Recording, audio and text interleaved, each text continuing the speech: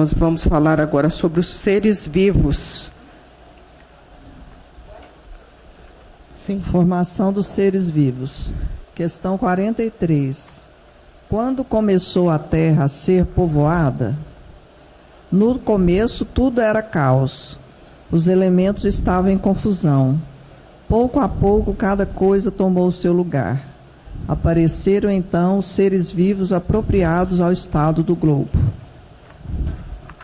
Aí nós, no mês passado, nós até trouxemos a Bíblia e lemos alguns versículos do Velho Testamento.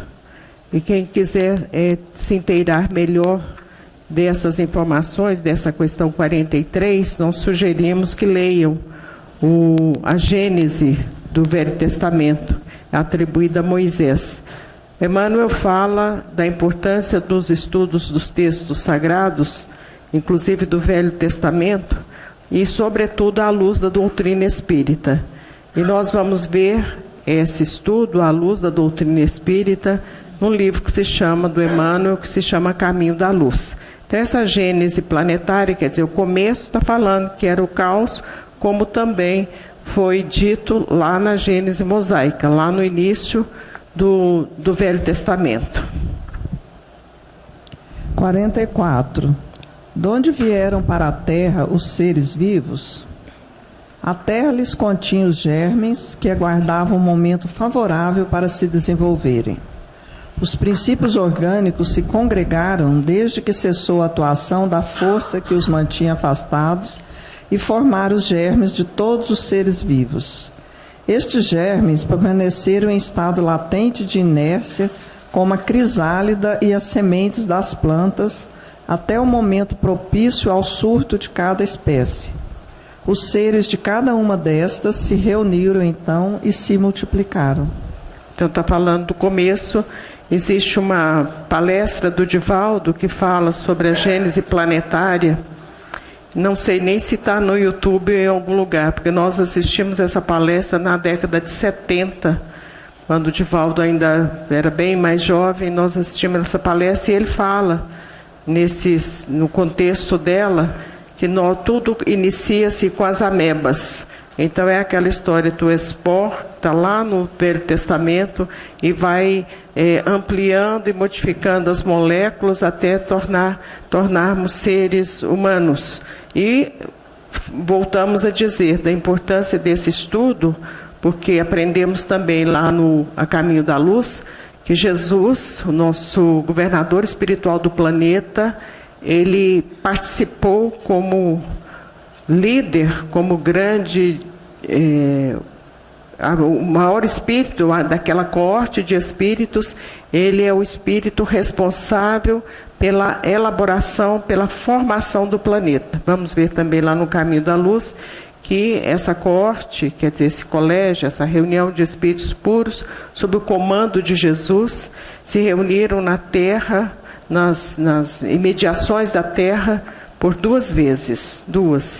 A primeira para deliberarem sobre a formação do planeta Terra. Então não existia planeta Terra, Jesus, já é um espírito puro, reúne com outros espíritos crísticos também e deliberam sobre a formação do planeta. Então aí começa a formação. E depois que o planeta já havia sido formado, eles se reúnem novamente para deliberarem sobre o advento do Cristo. Então, a vinda de Jesus foi deliberada, foi resolvida, foi chancelada nas esferas crísticas, porque a vinda dele modifica para sempre toda a estrutura emocional, espiritual, existencial do planeta, porque a proposta é exatamente essa. 45. Onde estavam os elementos orgânicos antes da formação da Terra? Achavam-se, por assim dizer, em estado de fluido no espaço, no meio dos espíritos ou em outros planetas, à espera da criação da Terra para começar a existência nova em novo globo. Resumindo, estava por aí, né? Esses elementos todos, esses elementos orgânicos estavam no fluido, no espaço, nas condições próprias para a formação de um planeta. Comentário de Kardec.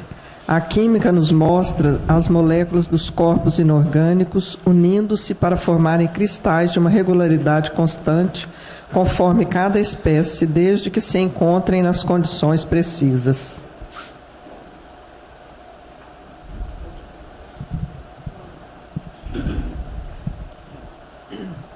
A menor perturbação nessas condições basta para impedir a reunião dos elementos, ou pelo menos para obstar a disposição regular que constitui o cristal. Por que não se daria o mesmo com os elementos orgânicos? Durante anos se conservam germes de plantas e de animais que não se desenvolvem senão a uma certa temperatura e em meio apropriado. Aqui a gente vai ver, por exemplo, está falando em elementos inorgânicos, o diamante. Para se formar um diamante, quer dizer, quanto e quanto tempo a natureza precisa para se formar um diamante. Qualquer das pedras nobres que existem, o granito, o mármore, tudo isso demanda tempo para se formar. Por isso é que é tão raro e tão caro e tão difícil de se conseguir esses elementos, porque realmente levam-se anos e anos para serem formados. De igual maneira, por exemplo, a pérola. Hoje existem muitas pérolas artificiais, eles injetam remédios nas ostras para que elas produzam com maior quantidade, mas uma pérola mesmo, ela está incrustada numa ostra, quer dizer, no oceano, e demora muito tempo para ela se formar, e daí também o valor caríssimo que uma pérola natural. Essas artificiais que a gente vê por todo lado, ou às vezes até de plástico, porque hoje existem muitas, mas uma pérola verdadeira é uma joia muito rara, por isso que ela está nas coroas dos reis, de rainhas e princesas. Tem-se visto grãos de trigo germinarem depois de séculos. Há, pois, nesses germes um princípio latente de vitalidade que apenas espera uma circunstância favorável para se desenvolver. O que diariamente ocorre debaixo das nossas vistas, porque não pode ter ocorrido desde a origem do globo terráqueo. Então é isso mesmo. Também o trigo, as sementes de trigo, e eles descobriram isso muitos e muitos séculos depois. Algumas sementes que estavam guardadas em celeiros no Egito, nas pirâmides, aquelas tumbas, e depois com o sol, com a água, elas germinaram. Coisas assim muito antigas, elas conseguiram germinar. Então aqui está falando, diariamente ocorre debaixo das nossas vistas, quer dizer, isso que a gente está vendo, semente germinar, porque não pode ter ocorrido desde a origem do globo terráqueo. Mas nós não precisamos ficar preocupados com isso, não, porque daqui a pouquinho vai falar que todas essas criações são mistérios de Deus, porque às vezes a gente fica imaginando como é que eu vou entender tudo isso, né? Então vamos seguir aqui, que daqui a pouquinho ele nos conforta. A formação dos seres vivos, saindo eles do caos pela força da mesma natureza, diminui de alguma coisa a grandeza de Deus? Longe disso. Corresponde melhor à ideia que fazemos do seu poder a se exercer sobre a infinidade dos mundos por meio de leis eternas. Esta teoria não resolve, é verdade, a questão da origem dos elementos vitais, mas Deus tem seus mistérios e pôs limites às nossas investigações. Então, aqui no parágrafo anterior está dizendo, longe disso, corresponde melhor à ideia de que fazemos do seu poder de exercer sobre a infinidade de mundos. Quer dizer, infinidade de mundos numa época, hoje nós já sabemos que existem infinidades de mundos, porque a ciência está nos comprovando isso, mas naquele período ainda não. Então está falando em infinidade de mundos. E aqui no segundo parágrafo, como a gente já havia dito, ele vai nos confortar, vai dizer, Deus tem seus mistérios e pôs limite às nossas investigações. Isso seria mais ou menos pegar uma criança de 3, 4 anos e pedi-la para fazer um teorema, para decifrar alguma questão de aritmética, ou às vezes até de redação, ou de interpretação de texto. Muitas não terão condições. E muitos de nós também não temos condições de adentrar os meandros da ciência. Isso é para poucos. as condições da ciência. Cientistas, a gente sabe que não são tantos assim, porque a nossa inteligência, o nosso estudo, o nosso preparo não chega a essa condição. Daí, o Chico dizia que ele não é um homem de ciência, ele é um homem de fé. Então, a gente tem que entender isso, essas limitações nossas, e nos adequarmos também para sermos pessoas de fé. Questão 46. Ainda há seres que nasçam espontaneamente? Sim, mas o germe primitivo já existia em estado latente. Sois todos os dias testemunhas deste fenômeno. Os tecidos do corpo humano e o dos animais não encerram os germes de uma multidão de vermes que só esperam para desabrochar a fermentação pútrida que lhes é necessária à existência? É um mundo minúsculo que dormita e se cria. Aí a gente vê as enfermidades, as ações dos germes, dos micróbios e tudo que a gente não enxerga, mas que traz uma consequência nefasta ao organismo se não houver um combate através dos medicamentos próprios, e às vezes até com medicamento não vai resolver. Então é isso aqui que ele está falando, quer dizer, são minúsculas partículas, vermes, micróbios que a gente não vê e que causam um estrago enorme. A gente não precisa de ir muito longe, só pegar o mosquito lá e picar um, que a gente já viu o estrago que é por conta de uma picadinha de mosquito que inocula os germes dele no organismo, no sangue, e aí roda tudo e aí haja antibiótico em cima para dar certo, né? Naquele tempo não existia, porque os antibióticos começam aqui no século XX com as 2 guerras mundiais que começamos a ter os antibióticos em maior escala, né? 47. A espécie humana se encontrava entre os elementos orgânicos contidos no globo terrestre? Sim, e veio a seu tempo. Foi o que deu lugar a que se dissesse que o homem se formou do limo da terra. O que a gente falou lá no começo com relação à gênese mosaica, né? Formou do limo da terra, que são as amebas, que vai multiplicando, reproduzindo e vai chegar num ponto do átomo ao arcanjo, porque a proposta é essa, né? Do átomo ao arcanjo. Então, um dia nós vamos estar todos lá vestidos de anjo mesmo. 48. Poderemos conhecer a época do aparecimento do homem e dos outros seres vivos na Terra? Não. Todos os vossos cálculos são quiméricos. Quer dizer, são fantasiosos. Então, a gente não sabe mesmo quando começou nada, né? Questão 49. Se o germe da espécie humana se encontrava entre os elementos orgânicos do globo, por que não se formam espontaneamente homens, como na origem dos tempos? O princípio das coisas está nos segredos de Deus. Entretanto, pode dizer-se que os homens, uma vez espalhados pela terra, absorveram em si mesmos os elementos necessários à sua própria formação, para os transmitir segundo as leis da reprodução. O mesmo se deu com as diferentes espécies de seres vivos.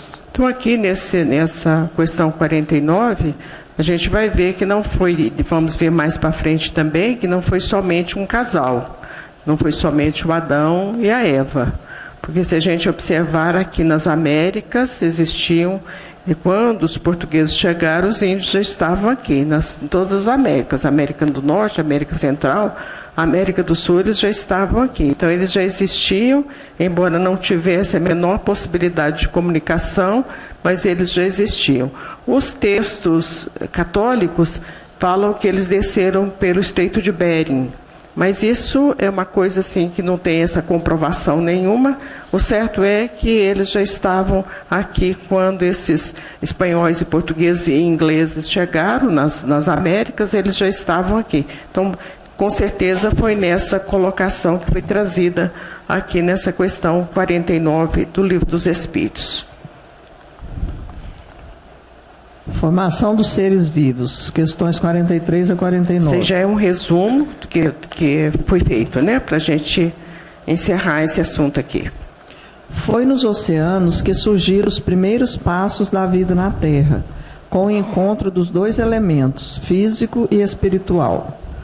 Tudo isso idealizado e amparado pelos instrutores da vida maior, sem perda de um segundo sequer nas suas visões benfeitoras, tendo Cristo como comandante da casa de Deus. O Mestre traçou os caminhos a seguir e ordenou a execução, dando a sua magnânima assistência permanentemente. Os seres vivos datam de bilhões de anos sem que possamos nos certificar da verdadeira data, por nos faltarem recursos para tais determinações. Os agentes vivos foram se agrupando por afinidade intrínseca, aparecendo os movimentos automáticos das formas unicelulares, que se dividiam, dando nascimento a outras da mesma espécie pela força do princípio espiritual. Então aqui já juntou a parte material e a parte espiritual, e aqui está falando que tudo começou nos oceanos. Eis que o progresso dominou e vários outros agrupamentos se processaram sob a visão espiritual, e formas variadas foram surgindo na extensão infinita das águas, com a sua característica de conservação e com o ambiente necessário à proliferação dos ensaios protozoários, única célula, rumo às vidas aperfeiçoadas. Foi multiplicando, né? Povoamento da Terra, Adão. Questão 50. A espécie humana começou por um único homem? Não. Aquele a quem chamais Adão não foi o primeiro nem o único a povoar a terra. Aqui também a gente já falou há pouco que foi uma raça, foi um povo, que se chama, na tradição do Velho Testamento, fala que é Adão e Eva. E o Emmanuel vem nos dizendo que foi uma raça, a raça adâmica, né? 51. Poderemos saber em que época viveu Adão? Mais ou menos na que lhe assinais, cerca de 4.000 anos antes do Cristo. O homem cuja tradição se conservou sob o nome de Adão foi dos que sobreviveram em certa região a algum dos grandes cataclismos que revolveram em diversas épocas a superfície do globo e se constituiu o tronco de uma das raças que atualmente o povoam. As leis da natureza se opõem a que os progressos da humanidade, comprovados muito tempo antes do Cristo, se tenham realizado em alguns séculos, como houvera sucedido se o homem não existisse na Terra, senão a partir da época indicada para a existência de Adão. Muitos, com mais razão, consideram Adão um mito ou uma alegoria que personifica as primeiras idades do mundo. No entanto, não é assim, né? Existiu realmente uma raça, um povo que teve essa denominação. Diversidade das raças humanas, questão 52. Agora começa a ficar mais interessante aí, mais a gente entende melhor o que está passando, né? De onde provém as diferenças físicas e morais que distinguem as raças humanas na Terra?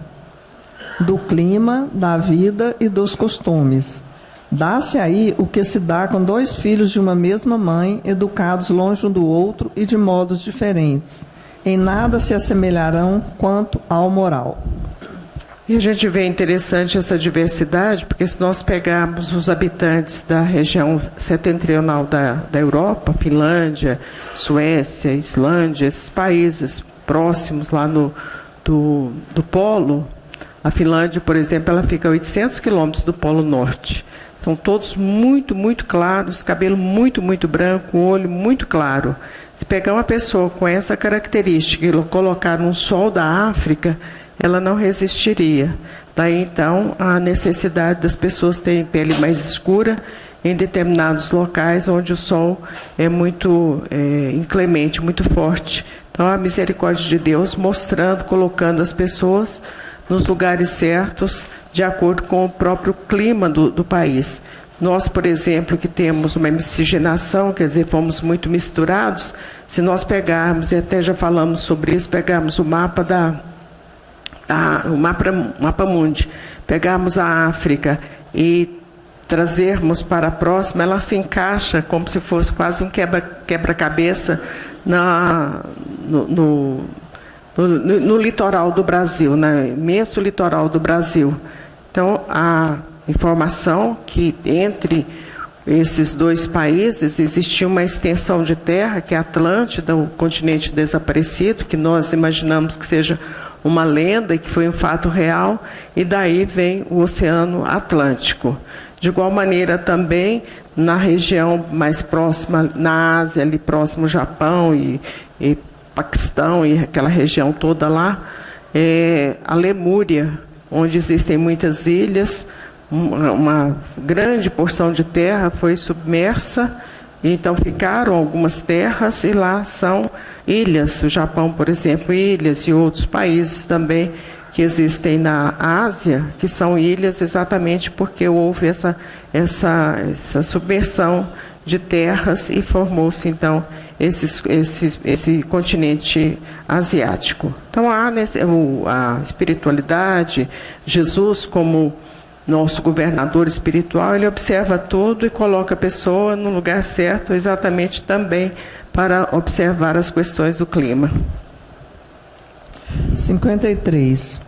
O homem surgiu em muitos pontos do globo? Sim, e em épocas várias, o que também constitui uma das causas da diversidade das raças. Depois, dispersando-se os homens por climas diversos e aliando-se os de uma aos de outras raças, novos tipos se formaram. É a tal da miscigenação. E se a gente observar, por exemplo, as pirâmides que existem no Egito, elas têm semelhantes no México e semelhantes no Peru. Só que não tinha internet, não tinha meio de transporte, não tinha absolutamente nada, e são mais ou menos dos mesmos períodos. Então, aqueles espíritos que habitaram o Egito e que construíram as pirâmides, porque aquilo ali era um culto à morte, aos espíritos, aos deuses, a saudade que eles tinham do paraíso perdido. De igual maneira, esses espíritos poderão ter reencarnados aqui na península do Yucatán, onde é o México, Cancún, a região de Cancún ali, e também ali na região de Machu Picchu, em Cusco, no Peru, que são muito, muito semelhantes às pirâmides e até a cultura desses povos semelhantes. Por exemplo, existiam altares para sacrifícios de pessoas muito saudáveis, bonitas, moças, rapazes, crianças, para serem sacrificadas em homenagem aos deuses, tanto lá no Egito, quanto no México, quanto no Peru. Leiam um livro que se chama O Romance de uma Rainha e ficarão inteirados dessas situações de culto e de homenagem, de sacrifício de pessoas humanas aos deuses. 53A. Estas diferenças constituem espécies distintas? Certamente que não. Todos são da mesma família. Porventura, as múltiplas variedades de um mesmo fruto são motivo para que elas deixem de formar uma só espécie? É uma espécie uma só, tanto que é somente a parte física, por questões outras, que terão diferença. Mas se tirar o sangue de uma pessoa africana, de uma holandesa, de uma americana, o sangue poderá ter diferença de como é que chama? Os tipos de sanguíneos, né? A, B, e por aí vai, né? Os tipos sanguíneos, a turma aí está afiada com relação ao tipo de sangue, viu? Então poderá ter essa diferença, mas também aqui, se tirarmos dos nossos, vai ter diferença de todo tipo, né?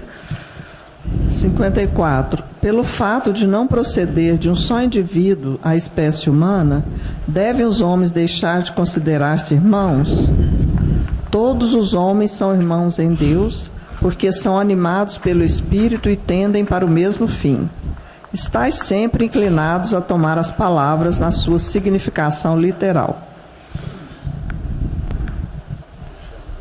Povoamento da Terra. Questões 50 a 54. Raças adâmicas. As raças adâmicas nos remetem à constelação do cocheiro, que recebeu na Terra o nome de cabra ou capela. Magnífica estrela que há milênios de anos atingiu a plenitude de seu círculo evolutivo. Isso é muito linda essa história dos exilados de Capela, que eles vieram dessa constelação e lá ela atingiu um grau de perfeição moral muito elevado. E tinha muitos lá que estavam dando muito trabalho.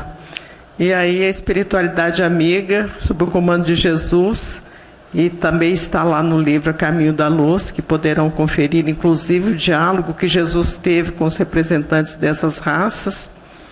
E eles estavam dando trabalho. Jesus fosse agora, vocês vão descer e vão começar lá nesse planeta obscuro, planeta de atrasado, vocês vão começar lá. E aí vieram esses espíritos, porque eram muito belicosos, quer dizer, guerreiros, orgulhosos, vaidosos. Eles vieram e reencarnaram aqui na Terra. E muitos estão aqui até hoje. Então, quando a gente vê tudo isso, a gente sabe que muitos de nós já fomos banidos desse planeta Capela, porque lá atingiu um grau de perfeição muito especial. Entretanto, dentre os seus habitantes havia milhares que pela rebeldia dificultavam a evolução dos demais.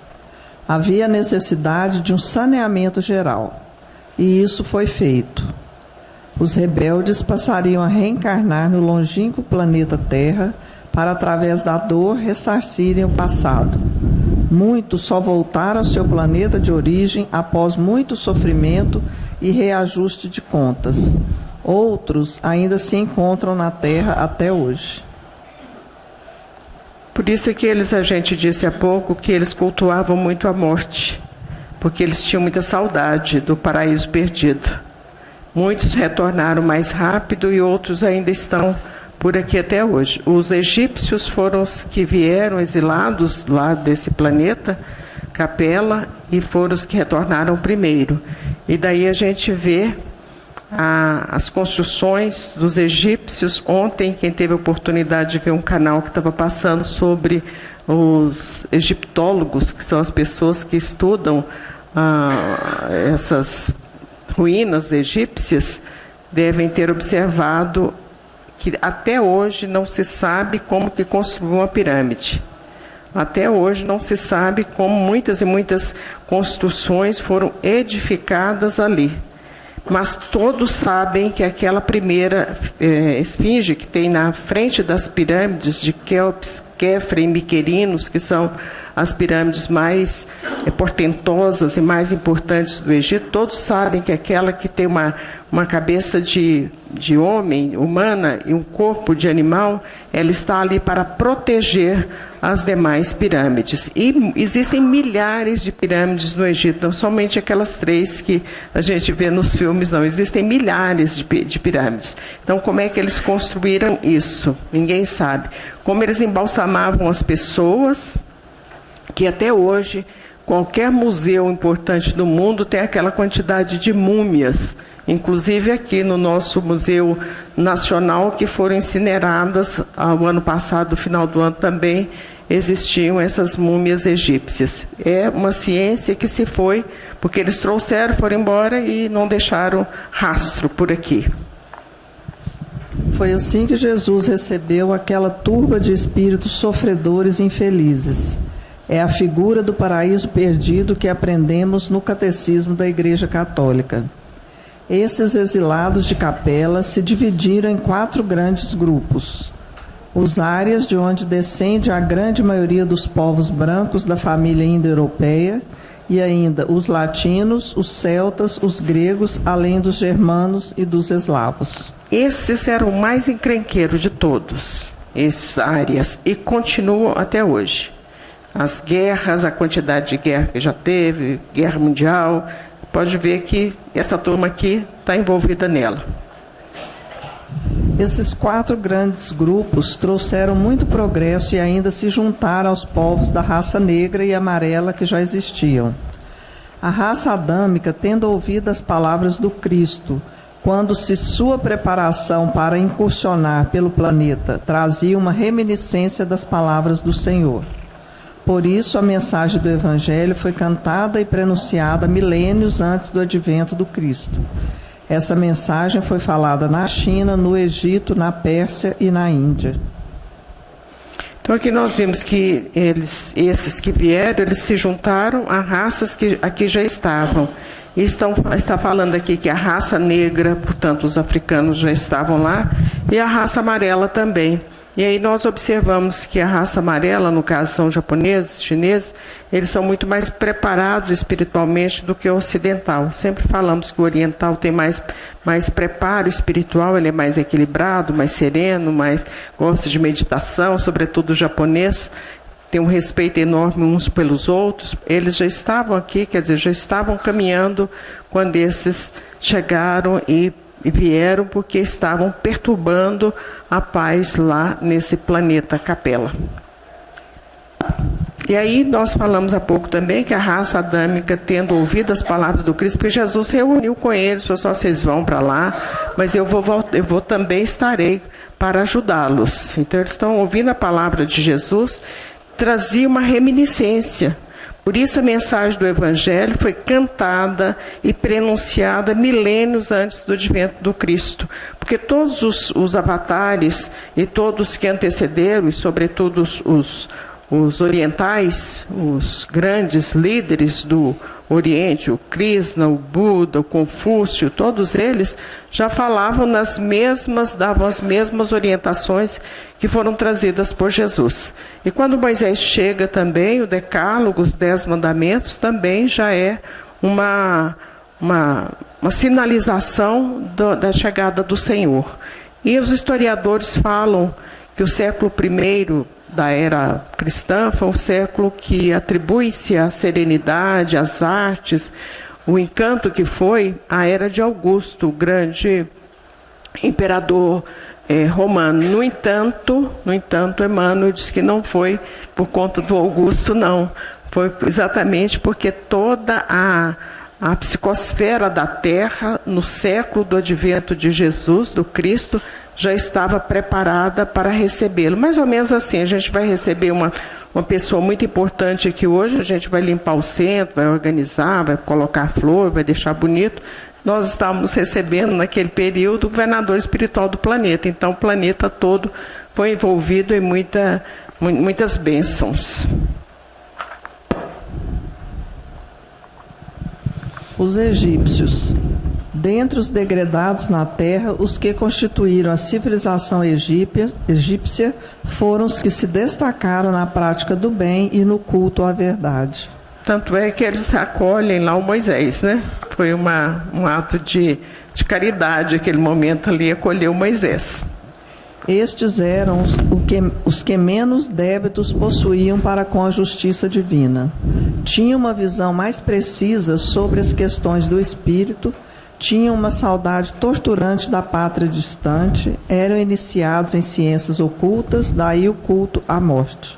Aí a gente então está vendo as pirâmides, que a gente falou há pouco, que ficam atrás, e essa na frente, que é a esfinge, Gizé, ela exatamente porque ela está protegendo as demais pirâmides, que no caso são 3 ali, não está mostrando, mas são 3 as pirâmides mais importantes, e todas elas construídas pelos faraós, pelos reis egípcios, para serem tumbas deles. Isso aí é um mausoléu. E quando eles morriam, eram sepultados aí dentro, e também, juntamente com ele, muitas pessoas da corte, vivas, evidentemente, e também as joias, as coisas de ordem material eram sepultadas. Foram todos saqueados quando o Egito foi dominado por outros países, sobretudo pelo imperador Napoleão, foi tudo saqueado. Então hoje as pirâmides não têm nada dentro delas, e muitas dessas relíquias estão em museus da Europa, do mesmo dos Estados Unidos. E de lá também, o Museu do Cairo é um museu muito importante. Eram muito adiantados para a época, imortalizaram-se através das pirâmides, retornaram à pátria sideral. Alguns somente em trabalho de missão retornam ao planeta Terra sempre sob as ordens de Jesus. Sabiam da existência de um Deus único e ainda da existência e função dos espíritos. Daí partiu a interpretação para o politeísmo e a mitologia grega, pois os gregos buscavam aprender com os egípcios. Então, a história dos egípcios é lindíssima mesmo. Eles tinham um deus e os demais eram espíritos, que a gente está vendo aqui. Daí partiu para o politeísmo e que as outras nações foram copiando. Os gregos copiando, os romanos copiando também, mas eles acreditavam na existência de um deus somente. A Índia. Esse povo é de onde advém a raça ariana pura. Faziam parte também da comunidade dos exilados de Capela. Eram voltados para a filosofia e tinham o sentimento do paraíso perdido. Possuem até hoje um relevante conhecimento sobre a reencarnação. A Índia foi a matriz de todas as filosofias e religiões da humanidade. Então, eles vieram também lá desse Capela, e eles tinham uma noção muito precisa sobre a reencarnação.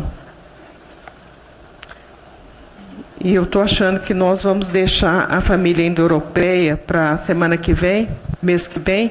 Então, a família indo-europeia e Israel. Nós vamos falar também sobre o povo de Israel, porque é muito interessante esse estudo aqui para a gente passar de batida e nós estamos no horário.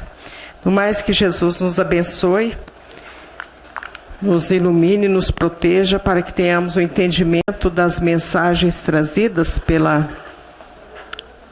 codificação da doutrina espírita.